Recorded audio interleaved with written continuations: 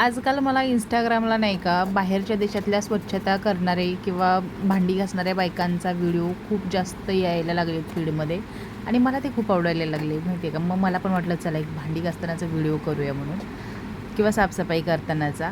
आणि पण त्या व्हिडिओमध्ये नाही का अशा स्टोऱ्या सांगतात की नवऱ्यानं असं केलं तसं केलं किंवा सासूनं असं केलं तसं केलं, नणंदने असं केलं तसं केलं.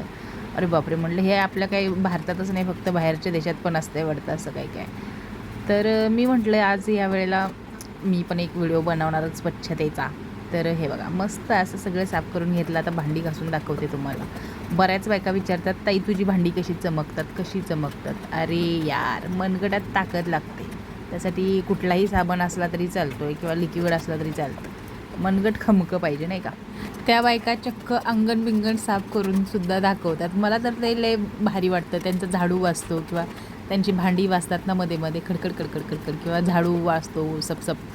तर ते ऐकायला लय भारी वाटतं. म्हणून म्हटलं चला आपण पण एक तरी व्हिडिओ असा बनवूया भांडी घासताना किंवा साफसफाई करताना.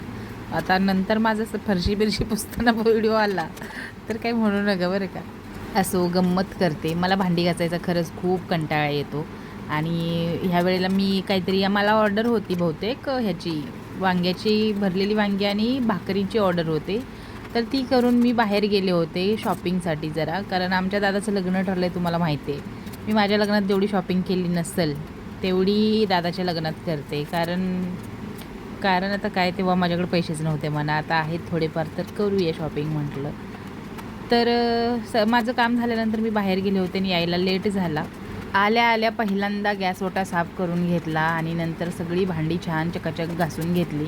खूप भूक लागली होती म्हणून पोहेसुद्धा केले, मस्त खाऊन घेतले. पोह्याची रेसिपीसुद्धा टाकते वाटल्यास, कारण केले शूट म्हणून म्हटलं टाकेले उद्या परवा कधीतरी.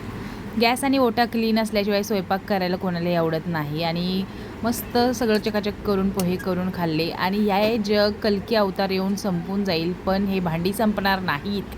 काय म्हणताय, पटतंय का नाही?